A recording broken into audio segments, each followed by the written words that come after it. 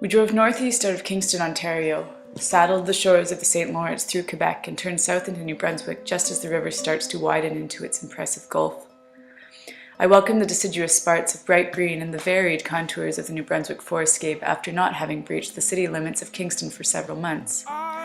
We were enticed to the Atlantic coast by the annual congregation of excited and energetic folks that is CHESS, the Canadian History and Environment Summer School, organized and funded by NICHE, the Network in Canadian History and Environment.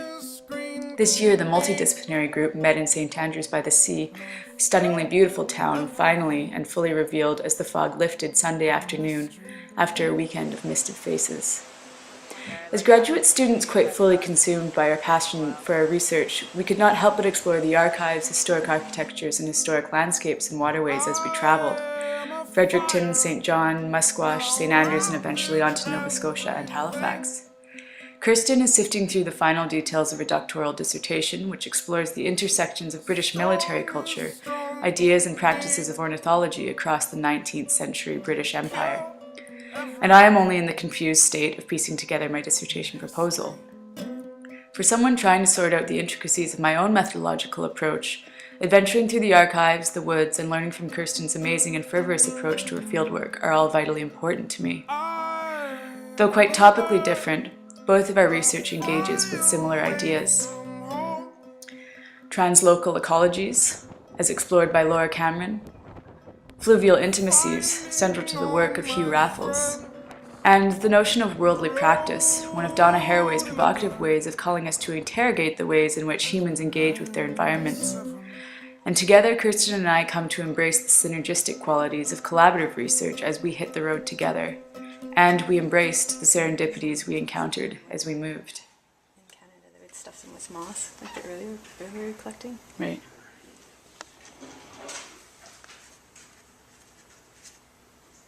It's in his museum catalog, but he probably had about 4,000. It looks like in his museum, and we've been able to reconstruct about 50% of his original collection. So this is material that he started to collect probably in the 1820s. We just had it all cleaned, actually. One of our conservation technicians has just gone through the entire thing and cleaned it all off.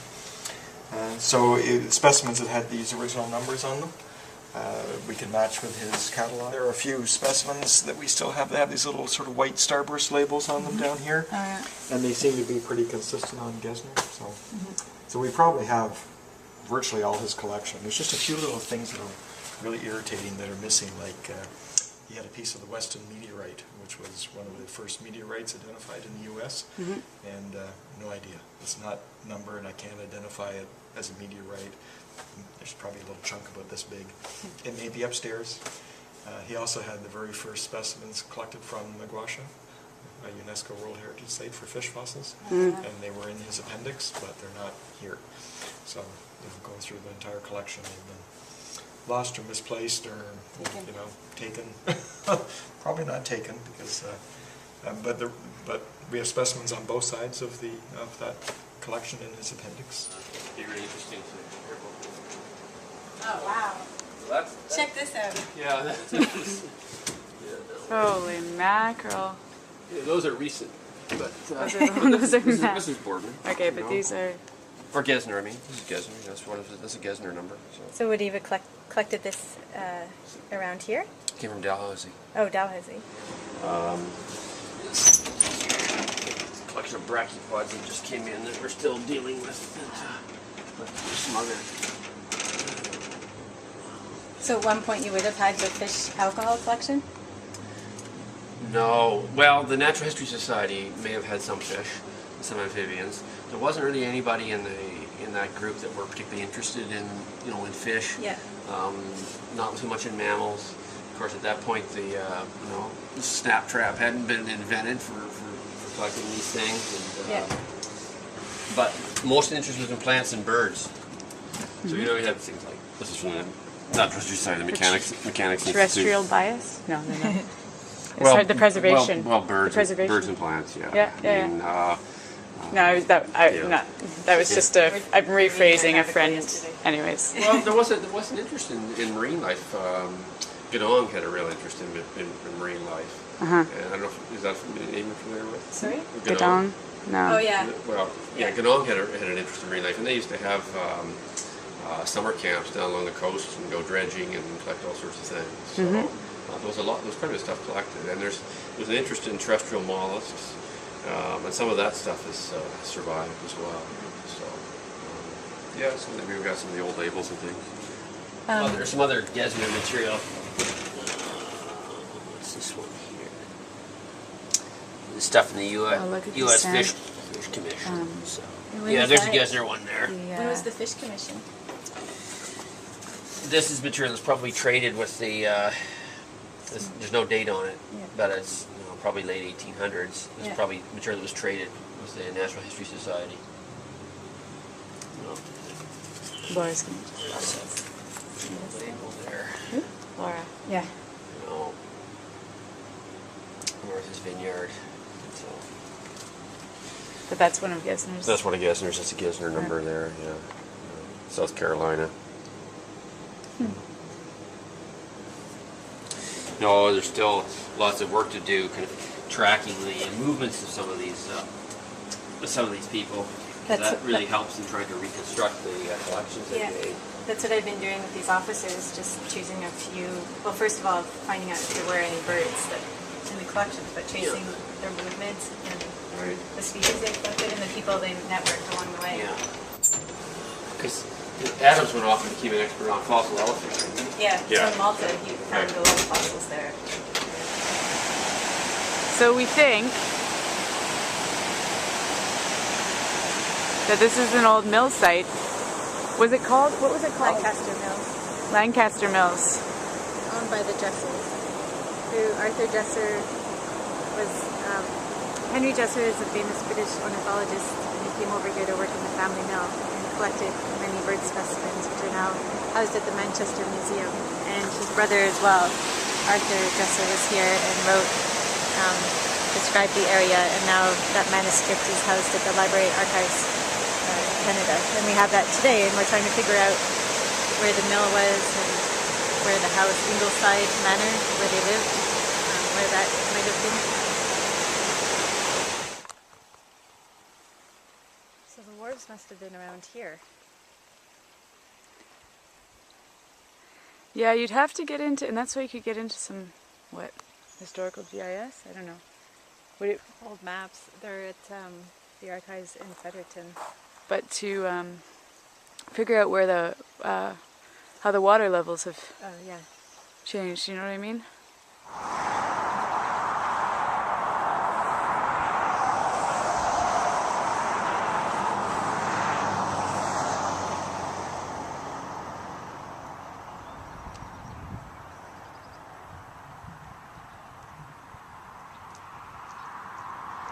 I came all the way down just to film going back up again.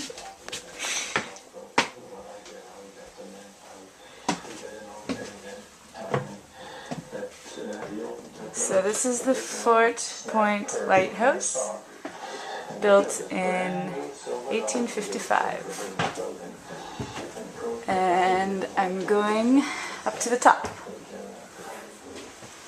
Something interesting to see out the window. There's light. This is the Mersey? No. Yeah. Oh, Kirsten. Barely made it up. Okay. So this is the Mersey River here that flows through the town of Liverpool. Just drove through the interior of Nova Scotia from the Bay of Fundy side after getting off the Digby ferry.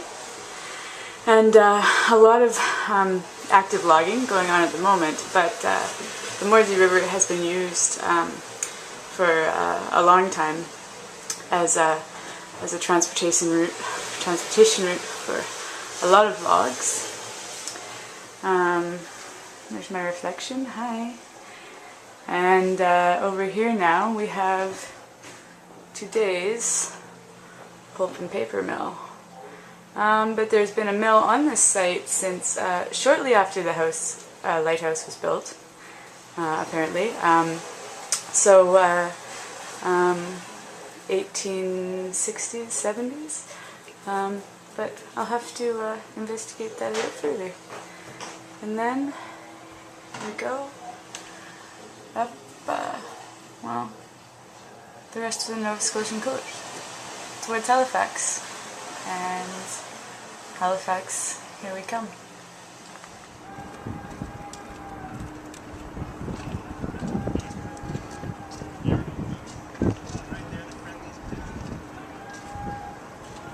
The reason why I'm interested in the garrison libraries is because in the early 19th century there were a network of garrison libraries in the Mediterranean, in Malta, Gibraltar, Quebec, Halifax, and that's where officers could pay membership and use the books there, and there were many natural history books. And it was also a site where they would bring their collections, and actually some of the libraries would have had stuffed birds and natural history items in the actual library. So I'm interested in the Halifax library because when there was a garrison library in Corfu, when it was no longer part of the empire in the late 1860s, the collection came here to Halifax. So I just want to see what types of books came here. What remained intact? Or? Yeah. So my officers would have come to these libraries and socialized and used the books as references. So I've been to the one in Gibraltar, which is still maintained and used, and I managed to find all these bird folios from the early 19th century that they might have referred to, so it's pretty exciting. What is a bird folio? There were these large books with bird illustrations in them, and so the illustrations of the birds would basically almost be the same size as the birds in real life, so you could... And would the officers be doing these drawings themselves? Some of them would do some drawings in their field journals, but most of them, Selby, John Gould, they were the main birdmen in Britain, and they published many bird folios. And they were used as reference guides for when officers would collect the bird, and then they would go and see the bird folio, and they would have the actual specimen and try and compare the ones that were illustrated.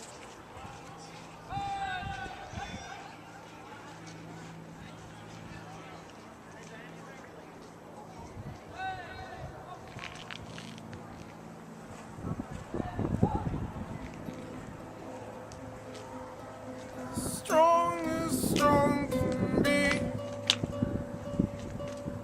Kill everything in history.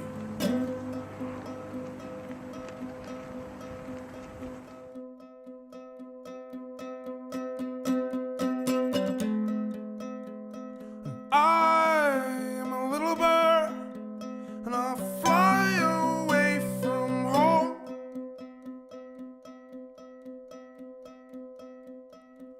I'm finding all my friends on the road. Talks about the ships being like birds. Oh, here. Ships from Liverpool shared in the same fame and fortune, skimming about the world like great birds, usually with a Liverpool man on the weather side of the poop. As we leave the park, the red coat bids us farewell. I can't know these things. We can't.